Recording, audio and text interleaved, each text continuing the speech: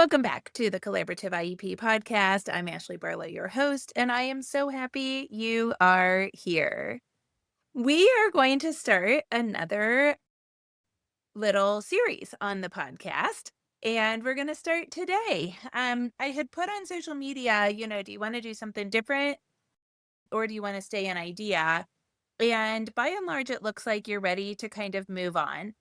I did have some conversations with some of you saying, I'm really enjoying it. It's really helping. Can you do the other two parts? Of course, we can.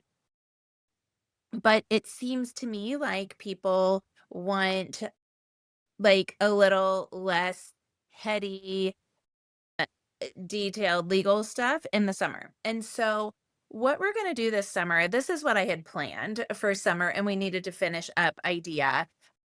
But similarly, so last summer I did a little series like, while I do this, I can teach you a special education concept. And so one of them was like, I'm going to order at Starbucks. And while I wait for the app to tell me my order's ready, I'm going to explain to you behavior or something. And so I gave you, like I always say, I have little ditties. In IEP meetings, it's important to know how to be super efficient. And so that's what we did last summer. And that series was very popular. So if you did not listen to those when they were out, or if you haven't in the last, year, that was a very popular series. And those are each, 12 to 18 minutes long, probably. This summer, what I'm going to do is I am going to give you a little glimpse into our newest products. So our newest products are called the IEP Guru Academy. They are a video matched up with a workbook, and each of the videos is less than 15 to 18 minutes long. My goal was 12. Some of them are a little bit longer than 12 minutes, but basically I did a bunch of market research, and what the market research told me was that you all like things that are super content rich, but also super fast. And so I was like, what if I was able to teach you little bitty lessons in special education and in advocacy? And you could do it like while you have your morning coffee, or while you fold a little laundry, or while you wait in car line. And so that's why those guru videos and workbooks exist. They are chock full of information. Most of my product development, it took me about 80 hours to develop 369 videos. Actually, I developed 12, but I only have 9 out so far. And the reason that it took so long, because they were concepts that I already had like planned and outlined and organized. But the reason it took so long is because I wanted to get as much into those 12 minutes as I could possibly get. And so I had to work on like the graphics and the messaging. I don't script stuff because that's like not consistent with my brand. Perfectly imperfect. If I were to read to you, it wouldn't be genuine. And in fact, I tried to kind of script them, and we ended up having to re-record like the first 6 because they were terrible. But anyway, I have that thing where I can't breathe. Apparently that's not very common, but like I get really tight in my chest and then I can't take a deep breath. Sorry. Anyway, breathing's important. So anyway, they are extremely jam-packed of information on purpose.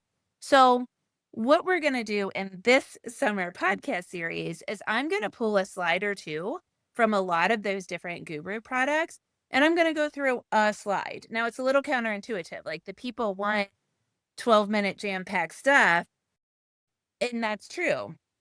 But what if I gave you 12 minutes on just one slide? And what if that helped you to know if I had a paid product that was along the lines of something that you thought you wanted, right? So good for the goose, good for the gander. My goal here on the podcast is not necessarily to like sell you things or to have some hard sell, but it does help you to be informed as to products that are out there that might give you more information. So that's what we're going to do. I would love to hear from you if you are enjoying this series, as is always the case. So feel free to message me. and let me know if you like these episodes. All right. So, our first topic is from the inclusion series. There are 3 videos in the inclusion series. On this one, we're going to talk about a video called Behavior and Belonging, and then the byline is Overcoming Barriers to Inclusion. So, basically, I have found that there are 2 main barriers to inclusive education. One is behavior, the other is reading. And on this one, we focus on behavior. So I find often that schools have a hard time supporting kids behaviorally, and then they think that they don't belong or that they can't succeed in more inclusive environments. And so this video is all about kind of exploring that topic and then solving it. And I want to talk to you about the 6th slide of 13 in this series, and it's about legal supports. So I want to talk to you about where behavior supports occur in the IEP and how that then kind of translates into your advocacy. Okay, so I hope that you are able to see my screen if you are watching on YouTube, and certainly you might be able to see it on social media in some of our clips that we use to publish this episode.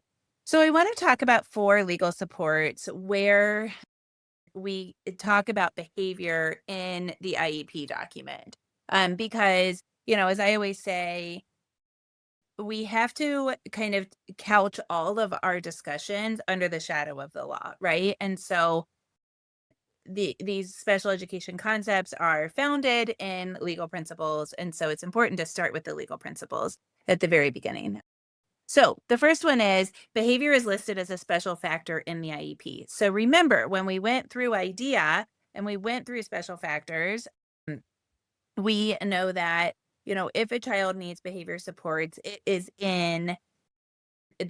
it goes there in the IEP and special factors. Then in addition to that, the IEP the IDEA mandates that in the IEP, there is a section called supplementary aids and services.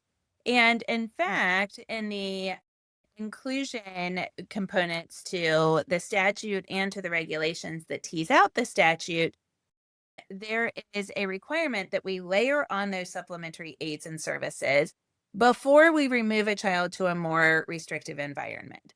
So IDEA provides this continuum of placements that goes from general education to pull out to special class and all the way down to home placement and hospitalization. And along the way, we are supposed to layer on supplementary aids and services. So we're supposed to try gen ed with those accommodations and modifications that we put in SAS. And then we're supposed to pull out and we're supposed to add in additional supplementary aids and services, including even an aid. And then we're supposed to work our way down. And each time we have to consider if there are more supplementary aids and services that we're supposed to add on or that would help a child in that particular educational placement, whether that's a setting or not.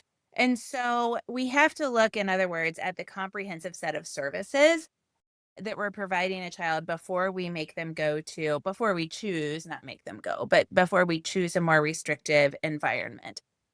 And so, this is something that we can use a lot in our advocacy because we can say, hang on a second, aren't we supposed to look at adding on additional supports before we go someplace more restrictive? How could we better support the child in this environment? And what's that look like? Right. And then that's when you get into the behavior nitty gritty and you start thinking about functions of behavior and antecedent supports and that sort of thing. And then number 3 is we also have to modify curriculum. So in supplementary aids and services, we list those accommodations and modifications. So in other words, we don't have to put a child in a general education setting and expect that they are doing everything that the children in the general education setting are doing. We can modify that curriculum. We can give them either a little bit less work or work that builds into work that their gen ed peers are doing, or, you know, uh, uh, work that has some other change to the content.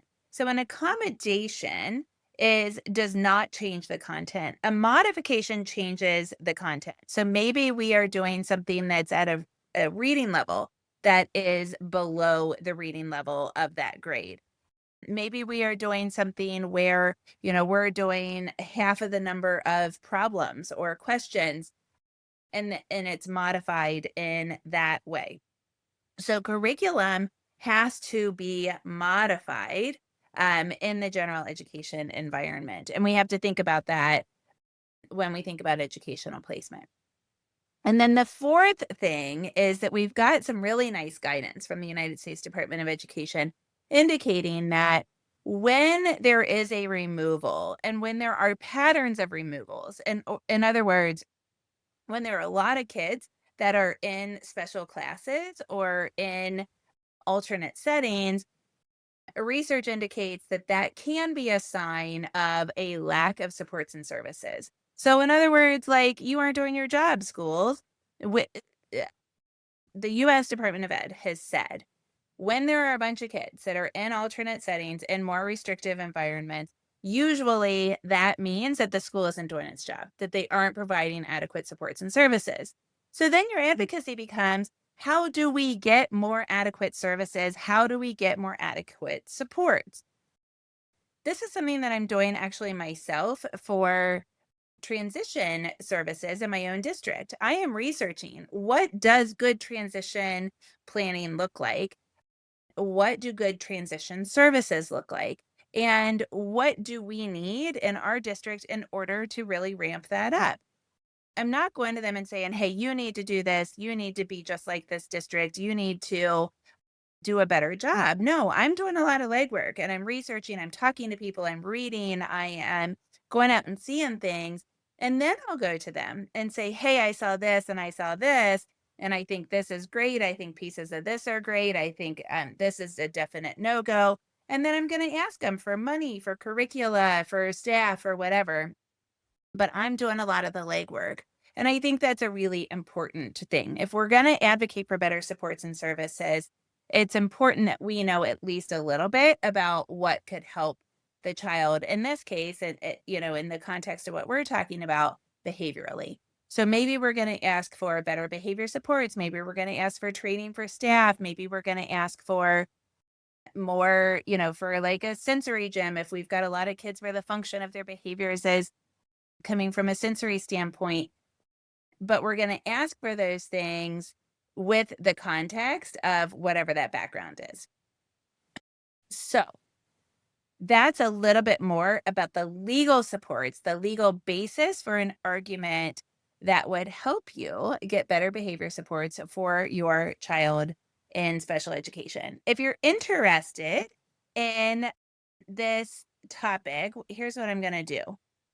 So without sharing the rest of the slides, I will run you through this topic on the common barriers to inclusion, the first one being behavior. So first we talk about key concepts in behavior and belonging at school. Then we talk about the intersectionality of behavior and inclusion, kind of where behavior supports are, what the LRE laws are, and then how those two things intersect. Then we get to that legal support slide. We also talk about misunderstandings of behavior. I've got 6 different things where, I see schools kind of not understanding behavior and not being able to support behavior for students. Then I've got 6 different things that you can advocate for in order to promote better behavior supports. And finally, I have 8 ways to promote inclusion through behavior supports, and we walk through those one by one as well. All of that in less than 18 minutes while you're in car line, while you're doing a load of laundry. That is this video on behavior and belonging, overcoming barriers to inclusion. I will see you next week. We will just choose another slide and another one of these guru videos, and hopefully it'll be helpful. Have a great week.